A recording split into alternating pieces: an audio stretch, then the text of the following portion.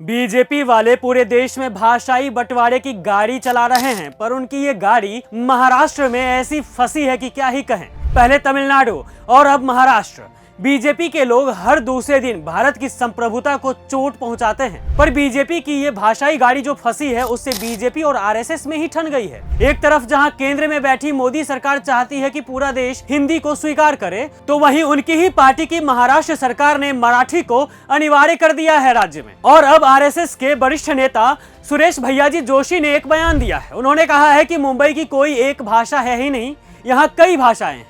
मुंबई में आने वालों को मराठी सीखने की जरूरत नहीं है। सुरेश भैयाजी जोशी के इस बयान के बाद मुंबई में मराठी भाषा और सांस्कृतिक पहचान को लेकर राजनीतिक तूफान खड़ा हो गया है।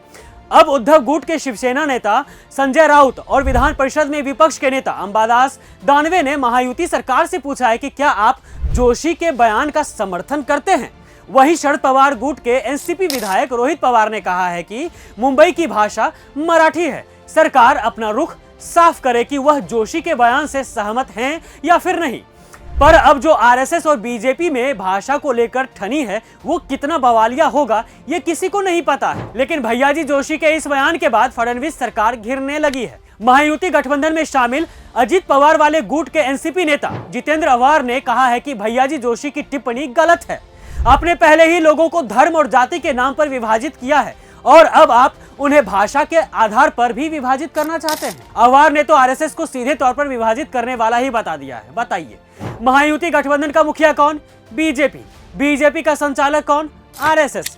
ऐसे में भाई साहब, बीजेपी और आरएसएस के बीच जो ठनी है उससे साफ हो गया है कि ज्यादा दिनों तक महाराष्ट्र की सरकार चलने वाली नहीं है। खैर, आपको पता है जोशी के बयान को लेकर फडणवीस ने क्या कहा है? उन्होंने कहा है कि उन्होंने जोशी का बयान ही नहीं सुना है। बताओ, ऐसा भी हो सकता है क्या? महाराज, आप आरएसएस के वरिष्ठ नेता सुरेश भैयाजी जोशी के इस विवादित बयान को नहीं सुने तब तो कुछ कहा ही नहीं जा सकता है। खैर, कहां व्यस्त थे?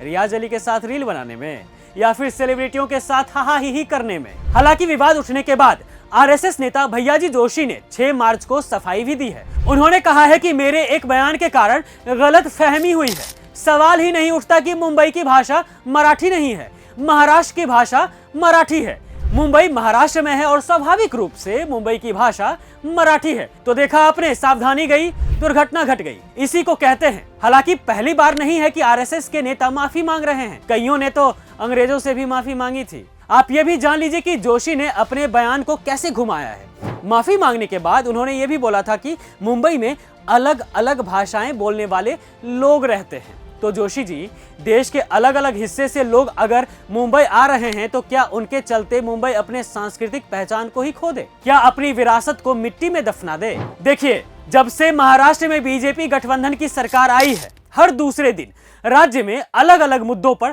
तकरार बढ़ ही रही है। कभी शिंदे और फडणवीस की लड़ाई तो कभी पवार और फडणवीस की लड़ाई।